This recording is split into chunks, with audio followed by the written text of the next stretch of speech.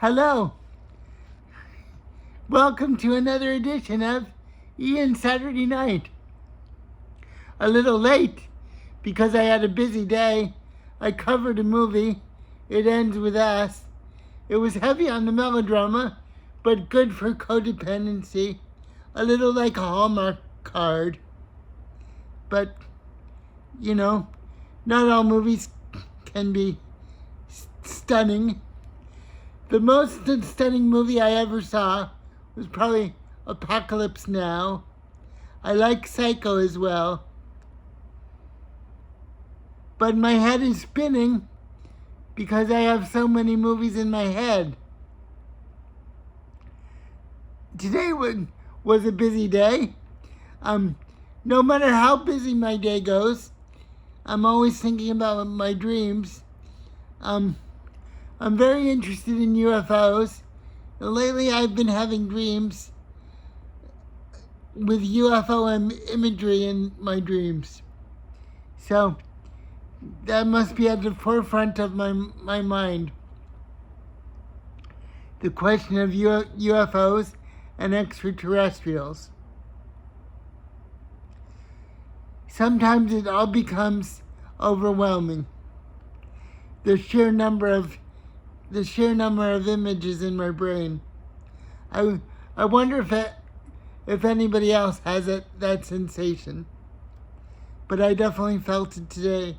And it was a hot day, very hot. This has been the hottest summer on record. But as to what to do with that information, I don't quite know what to say.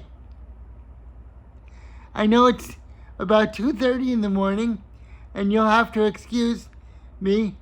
I'm kind of sleepy, and I kind of have a squinched up face. Maybe it's the nature of the hour of the night, but so it goes. So, the night is often a time of reflection. It's on the cusp of my birthday. It's on the cusp of my birthday, my 58th birthday, on August 16th. So my parents are out of town, and a lot of people are out of town. So I'm going to think about what I can do by myself to have fun and to celebrate the day. I might go see Alien by myself. It's at the Searstown Shopping Center, if I can get a taxi. And I've also been working on my application for film school.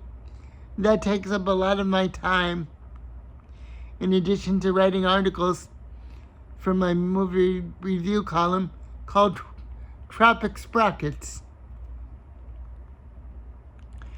I also write short stories, but that's a whole nother issue.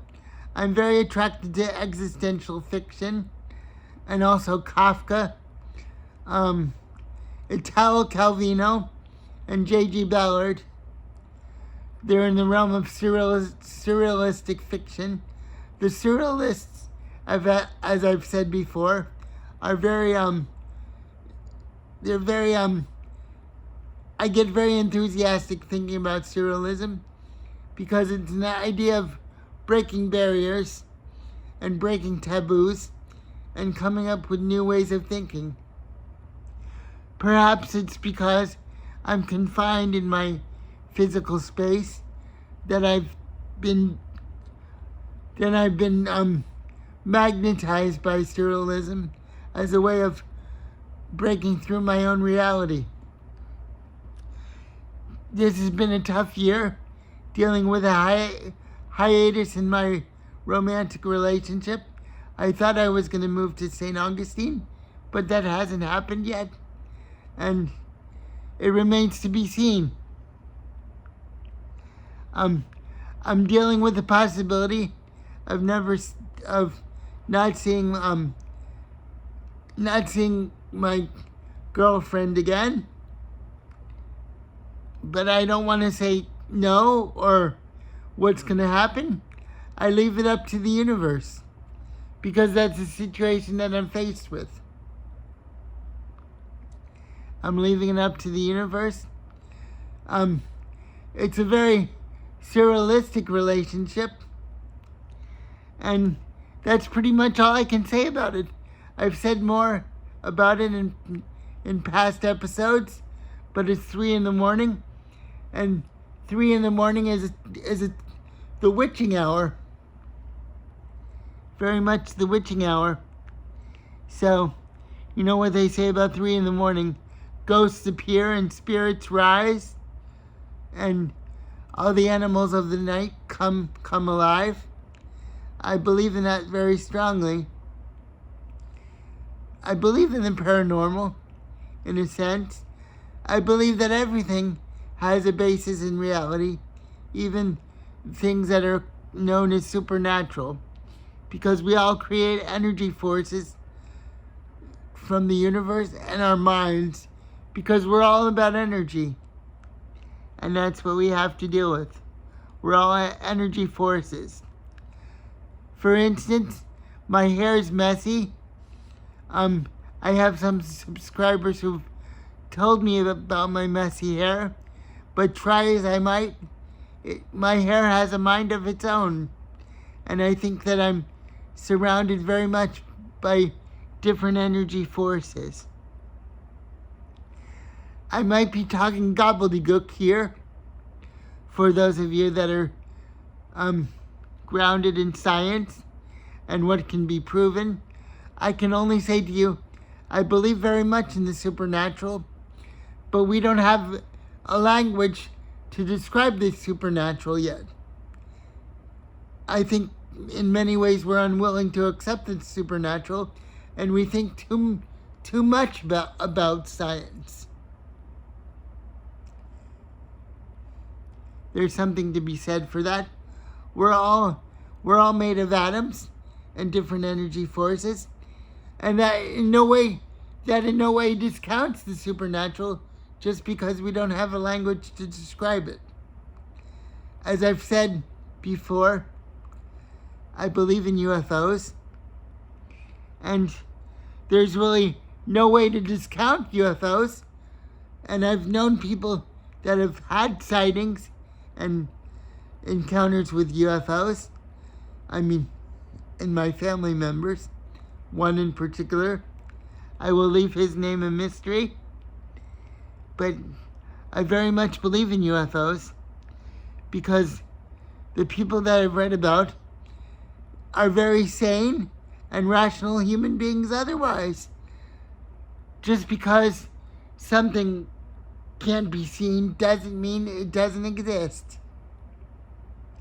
Stephen Hawking himself believed in UFOs.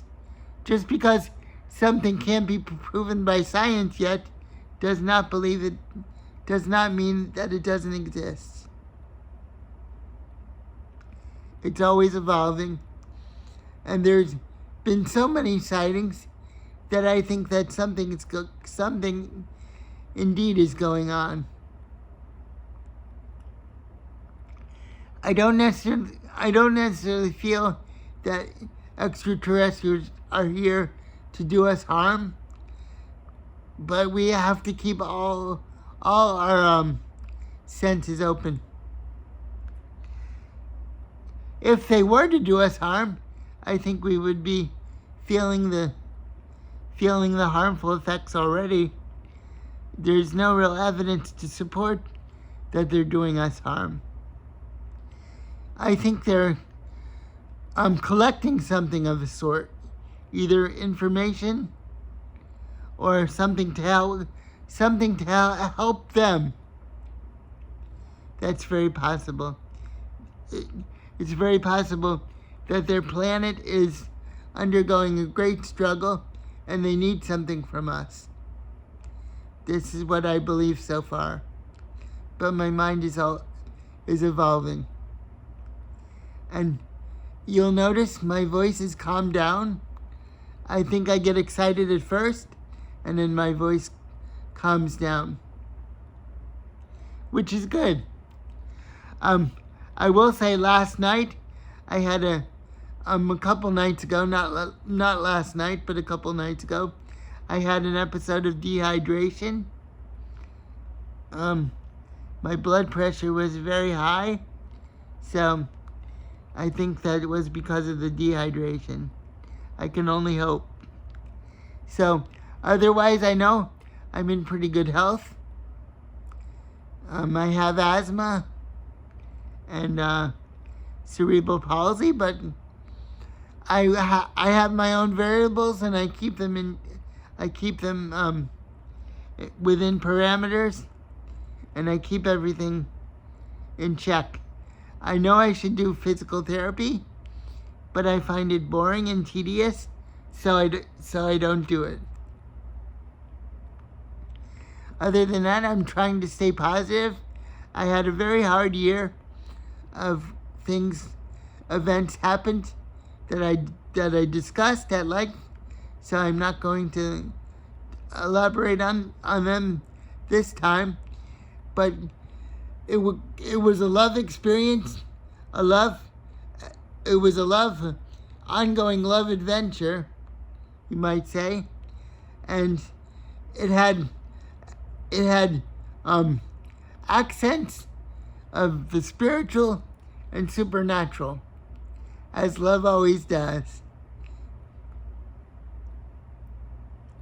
I'm just saying, for what it is, it felt like a very powerful supernatural experience, an ongoing adventure of sorts.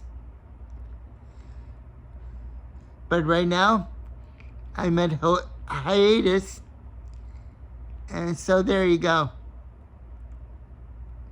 I don't know what else to call it. But neither of us said absolute no to each other. And